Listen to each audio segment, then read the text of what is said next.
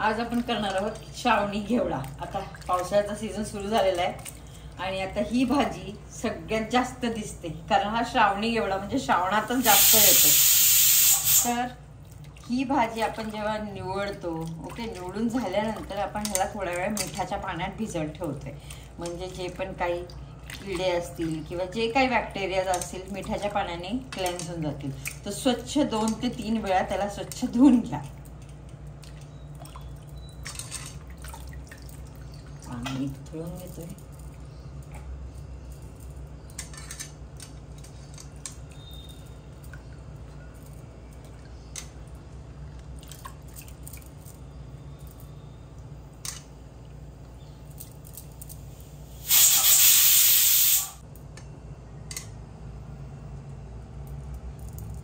आपण आपली भाजी 2 ते 3 वेळा पाण्यातून धुवून स्वच्छ काढलेली आहे आणि आता आपण तयारी करूया कांदा आणि टोमॅटो कापायला।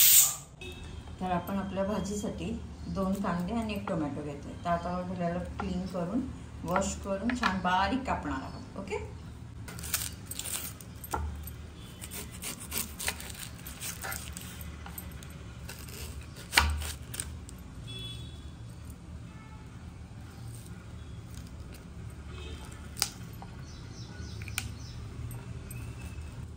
तर आता आपल्या कांद्यामध्ये हा थोडासा भाग आहे। बरेचदा असं होतं स्पेशली पावसाच्या दिवसांमध्ये की ते खराब निघतात, तर आपण तो तेवढा भाग काढतो आणि मग तो फेकून द्यायचा आहे। तर आपण तो भाग काढून देतो आणि मग आपण हे काढल्यानंतर हे जे असं काळं काळं येतं ना, मला सवय धुवून घ्यायची। काही लोक नंतर धुतात, काही लोक आधी धुतात, पण मी कापून हे असं 2 भाग केल्यानंतर स्वच्छ पाण्याने धुवून घेते। तर तशाच पद्धतीने आपण क्लीन करून घेत आहोत।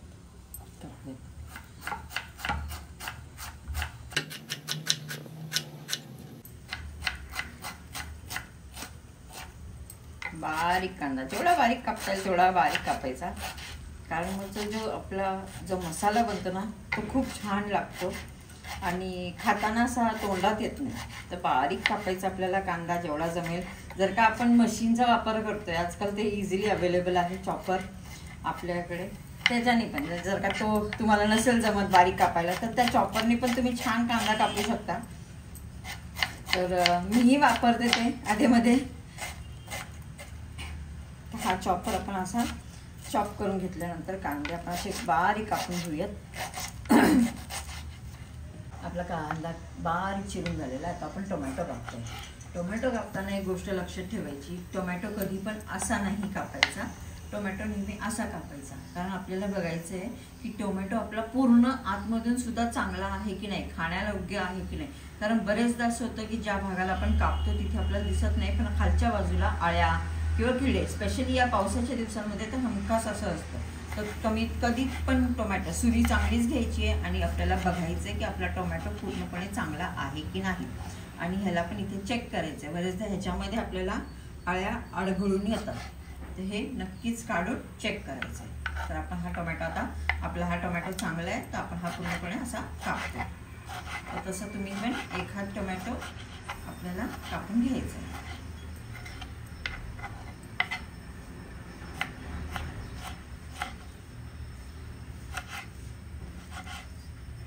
बरेच जणांना सवय असते किंवा मी जेव्हा सुरुवात करत होते स्वयंपाकाला नेहमी उलटा कापायची, पण मग जसं जसं समजायला लागलं तसे अशा पद्धतीने टोमॅटो पण कापतोय।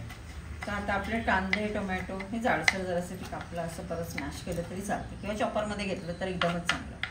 तर आपला आता टोमॅटो आणि कांदा तयार आहे आणि आता आपण वळणार आहोत आपल्या रेसिपीला, म्हणजे आपण आता फोडणी द्यायला सुरुवात करणार आहोत। तर सुरू करूया।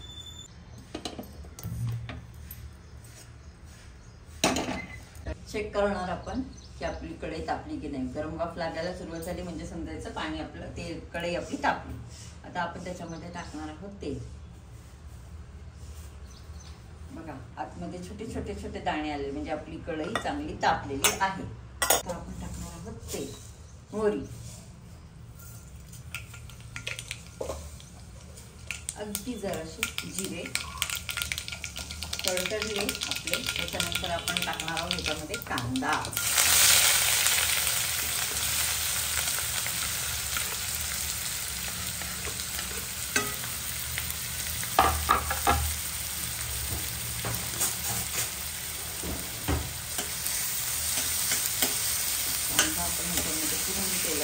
मिक्स झालं पाहिजे अशा पद्धतीने आपण चमच्याने त्याला पूर्णपणे मिक्स करतो.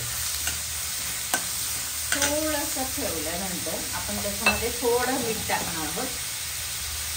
अगदी जरासं एवढंसं मी मीठ टाकते का तर कांद्यामध्ये आपण जेव्हा थोडंसं मीठ टाकतो ना तेव्हा फ्लेवर तर येतो, पण त्याचबरोबर ना कांदा लवकर शिजतो.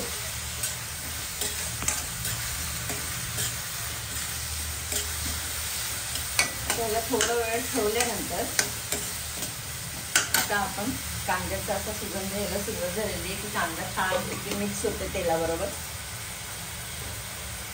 आणि दिसते आपल्याला की तो आता गळून पडतो. त्याच्यानंतर आपण त्याच्यामध्ये टाकणार आहोत टोमॅटो. ओके, टोमॅटो टाकल्यानंतर त्याला पूर्णपणे आपण मिक्स करणार आहोत. पूर्ण हा जो कांदा आहे ना त्याचा रंग असा लालसर झाला पाहिजे, म्हणजे टोमॅटोचा पूर्ण रंग त्या कांद्यामध्ये उतरला पाहिजे. तिथपर्यंत आपण हा पूर्ण गाळ होऊन द्यायचा.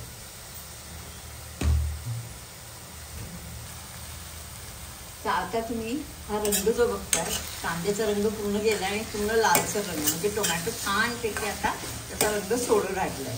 तर आता आपण ह्याच्यामध्ये मसाले आणि आपले जे इन्ग्रेडियंट्स आहे ज्याच्याने आपली भाजी एक नंबर होणार आहे तशा पद्धतीने बनवतो. तर आपण पहिली टाकतो त्याच्यामध्ये हळद,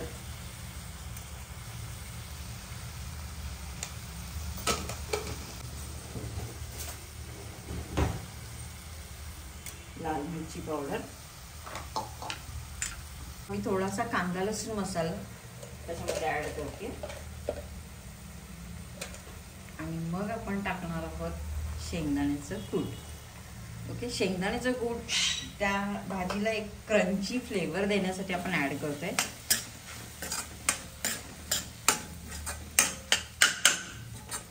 तुम्हाला जसं तिखट पाहिजे तसं तुम्ही त्याच्यामध्ये ऍड करा. मी थोडं जरा जास्त करते कांदा लसूण मसाला त्याच्यामध्ये ऍड करते कारण मला ही भाजी तिखट जास्त छान लागते. आणि आता आपण ठेवणार आहोत असंच त्याला तेल सुटेपर्यंत. म्हणजे आता आपण जे मिक्सचर बनवलंय ना त्याला थोडा वेळ ठेवायचं आणि आपोआप त्याला तेल सुटलं पाहिजे. म्हणजे ही भाजी पूर्णपणे शेंगदाण्याचं तेल सुटलं पाहिजे, शिवाय आपण जे भाजीत तेल टाकलं ना ते सुटलं पाहिजे. त्यात आपण कोथिंबीर चिरून घेऊयात. कोथिंबीर छान धुवून घेतलेली आणि आता आपण त्याला कापणार आहोत.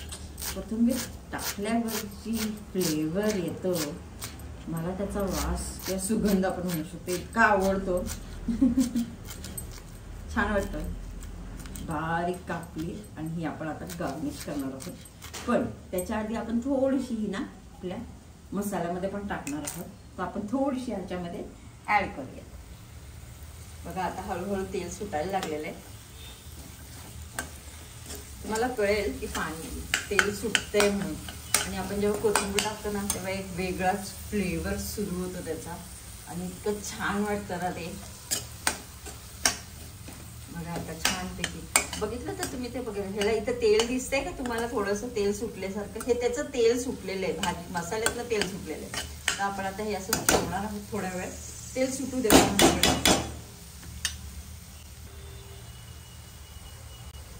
आता तेल सुटलंय, हे बघा इथे दिसतंय तुम्हाला तेल सुटताना बुडबुडे येताना दिसतंय का, ते तेल सुटते. आणि त्याच्यामध्ये आता मी थोडासा गरम मसाला आणि थोडासा गोडा मसाला ऍड करते. ओके, आणि आता आपण आपली भाजी जी आपण स्वच्छ करून ठेवलेली आहे ती भाजी आपण ऍड करणार आहोत. आणि आता बघा कसं वाटतंय, लाल रंगामध्ये हिरव्यागार घेवडा, इतका सुंदर आणि इतकी छान लागते ना ही भाजी. मला फार आवडते ही भाजी. सगळ्यांनाच आवडते अशी नाही, पण मला आवडते.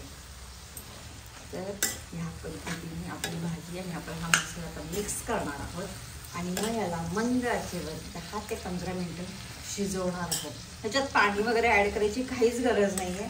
जेवढ्याला पाणी सुटतं, शिवाय आपण जे कांदा टोमॅटो टाकलाय त्याचं, म्हणजे ह्याला पाणी काही घालायची नाही, वाफेवर पूर्ण शिजवायची.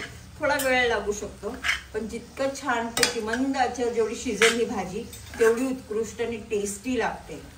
आणि खाताना आत्ताच तो फ्लेवर यायला सुरुवात झाली आहे. खूप असं टेम्पटिंग होतं की आत्ता लगेचच बसावं जेवायला, पण अजून वेळ आहे. तरी पूर्ण मंद आचेवर आपण शिजवतोय, झाकून ठेवतोय ह्याला आणि मग आपण पुन्हा पाहतोय ह्याला 10 ते मध्ये मध्ये आपण बघत राहायचं की भाजी शिजली की नाही. कशी कळणार आपल्याला भाजी शिजलेली? आपण ही एखादी स्ट्रेंड आहे ना त्याला अशी चमच्याने कापली जाते की नाही हे चेक करायचं. That's it. आणि जर ती कापली जाते समजायचं आपली भाजी शिजली. झाकून ठेवते. 5 मिनिटांनी आपण पुन्हा पाहायचंय. आता आपण बघूयात. ओ येस, छानपैकी भाजी दिसतीये. पण आपण चेक करायची आपल्याला की आपली भाजी झाली आहे की नाही. रंग पण बदलला. आता आपण असं बघायचं. येस, हे बघा अशी भाजी अजून थोडी व्हायला पाहिजे. अजून थोडी होऊ दे कारण हे बघा कट येतोय पण तुकडे तुकडे नाही होते. तर अजून 5-1 मिनिटं ठेवूयात आपण आणि मग परत बघूयात.